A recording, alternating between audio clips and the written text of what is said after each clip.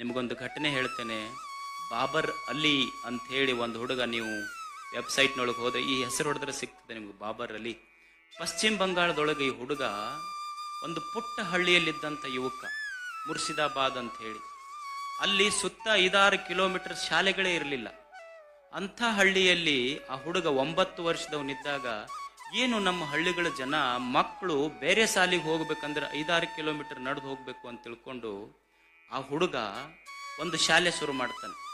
ಒಂದು ಶಾಲೆಯನ್ನು ಶುರು ಮಾಡಿ ಒಂದು ಸಣ್ಣ ಗುಡಿಯಲ್ಲಿ ಶುರು ಮಾಡ್ತಾನೆ, ಗುಡಿಸಿಲಿನಲ್ಲಿ ಶುರು ಮಾಡ್ತಾನೆ. ಇವತ್ತು ಅವನಲ್ಲಿ ಎಷ್ಟು ಮಕ್ಕಳಿದಾವ ಅಂದರೆ, ಒಂದು ಕೊನೆಗೆ ಮುನ್ಸಿಪಾಲ್ಟಿ ಪರ್ಮಿಷನ್ ತಗೊಂಡು ಒಂದು ಶಾಲೆ ಶುರು ಮಾಡ್ದ.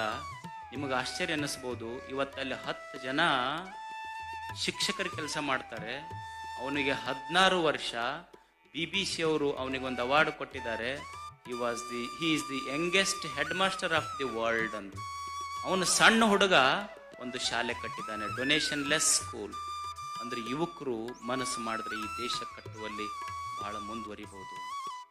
ಸ್ವಚ್ಛತೆಯ ಬಗ್ಗೆ ಹಳ್ಳಿಗಳಲ್ಲಿ ಹಿಂದೆ ಏನಿತ್ತು ಅಂದ್ರೆ ಕ್ವಿಟ್ ಇಂಡಿಯಾ ಅಂತಿತ್ತು. ಅವಾಗ ಸ್ವಾತಂತ್ರ್ಯ ಪೂರ್ವದಲ್ಲಿ ಕ್ವಿಟ್ ಇಂಡಿಯಾ. ಇವಾಗ ನಮಗೆ ಬೇಕಾಗಿದ್ದು ಕ್ವಿಟ್ ಇಂಡಿಯಾ ಅಲ್ಲ, ಕ್ಲೀನ್ ಇಂಡಿಯಾ ಬೇಕಾಗಿದೆ. ಸ್ವಚ್ಛ ಭಾರತ ನಮಗೆ ಬೇಕಾಗಿದೆ.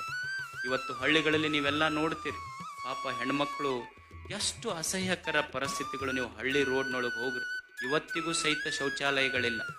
ಈ ದೇಶದೊಳಗೆ ಹೆಂಡತಿ ಸಲುವಾಗಿ ತಾಜ್ ಮಹಲ್ ಕಟ್ಟಿಸಿದವ್ರು ಅದಾರ, ಆ ದೇಶದೊಳಗೆ ಹೆಂಡತಿ ಸಲುವಾಗಿ ಒಂದು ಶೌಚಾಲಯ ಕಟ್ಟಿಸಿದ ಗಂಡ್ಮಕ್ಳು ಈ ದೇಶದೊಳಗೆ ಅದಾರ ಅನ್ನೋದೇ ಒಂದು ದೊಡ್ಡ ಇತಿಹಾಸ ಇದು.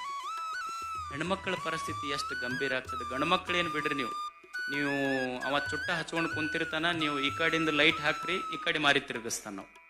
ಮತ್ತು ನೀವು ಆ ಕಡೆಯಿಂದ ಲೈಟ್ ಹಾಕ್ರಿ, ಈ ಕಡೆ ಮಾರಿ ತಿರುಗಿಸ್ತಾನ. ಮತ್ತು ಈ ಕಡೆ ಮಾರಿಗೆ ತಿರುಗಿಸ್ಯಾನಂತ ನೀವು ಎದರಿಂದ ಲೈಟ್ ಹಾಕ್ರಿ, ನೀವ ಲೈಟ್ ಆಫ್ ಮಾಡ್ಕೊಂಡು ಹೋಗ್ಬೇಕು, ಅವ ಏನು ಹೇಳೋದಲ್ಲ ನಾವು. ಸ್ವಚ್ಛ ಭಾರತ ನಿರ್ಮಾಣ ಆಗಬೇಕು, ಯುವಕರು ಸಬಲೀಕರಣ ಆಗಬೇಕು, ಕೃಷಿ ಕ್ಷೇತ್ರ ಬೆಳಿಬೇಕು, ಅದು ಹಳ್ಳಿಗಳ ಮೂಲ ಆದಾಯ. ಇದ್ರ ಜೊತೆ ಇವೆಲ್ಲ ಬೇಕಾಗಬೇಕಾದ್ರೆ ನಮ್ಮಲ್ಲೊಂದು ಸಂಕಲ್ಪ ಇರಬೇಕು, ಸಾಹಸ ಇರಬೇಕು, ಸೇವೆ ಇರಬೇಕು. ಇವು ಮೂರು ಬಹಳ ಮುಖ್ಯ. ಒಂದು ಸಂಕಲ್ಪ, ಇನ್ನೊಂದು ಸಾಹಸ, ಇನ್ನೊಂದು ಸೇವೆ. ಇವು ಮೂರು ಮುಖ್ಯ.